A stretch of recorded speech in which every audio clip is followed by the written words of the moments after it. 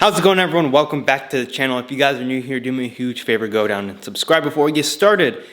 Today is a very long anticipated video, but the title by the thumbnail, you guys already know what's going on. The Yamaha Virago project has finally seen some success, and we are on part 2 of many more to come.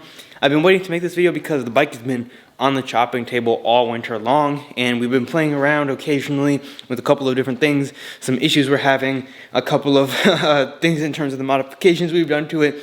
So without further ado, I think we take the bike out, talk about everything we've done, some of the issues we're having with it, whatnot, and talk about where we're going from here in the future. Don't let the sun deceive you, it's still 40 degrees outside. But this is the current state of the Virago. It's in a very rough draft form, so you're gonna have to bear with this look for a while. This is nowhere near complete. We're coming over to the front end. This obviously is no longer the stock front end. This is the Suzuki Katana front end that I found, and well, we swapped it. We had to do a couple modifications to the triple tree in there in order to make it fit.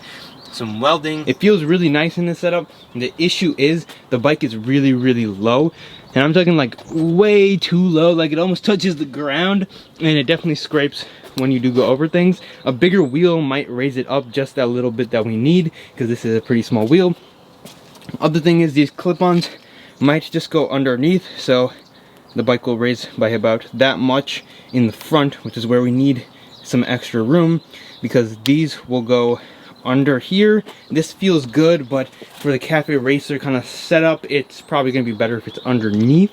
And then the tank, still deciding what to do with that. That's not going to be a permanent solution, hopefully.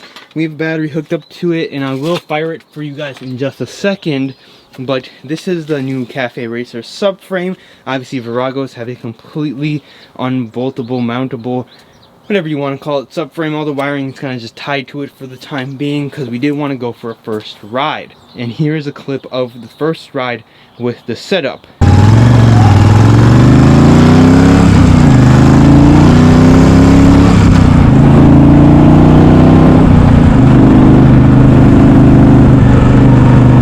There is, however, a huge issue that we're currently fighting with, and that is the bike is only firing on one cylinder, which means that there's some type of misfire. The bike is running too rich.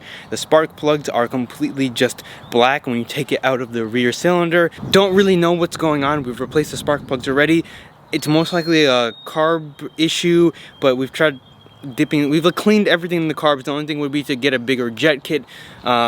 And because it has a aftermarket exhaust, that might be causing slight issues. Other idea would be to change some of the boxes out, some of the coils out, and most likely look at the computer box to see if that is messing something up. But we cannot figure it out. We've been playing with it for a couple of days. We're going to continue toying with it to see why it's only firing on one cylinder. If it is a carb issue, we'll be able to figure out what's going on with the carb issue, because we're going to go and most likely put the single carb we have. We have a single carb setup for the bike, so we're going to put the single carb setup back onto here. If it is a carb issue, this cylinder should fire up nicely because it's running on the same carb. The next step is going to be to get the bike to fire properly. Once the bike fires, you're gonna get some linkages, so when you're seated on the bike, obviously your feet are gonna be back here now, so we have to get the linkages and adapters to adapt that setup.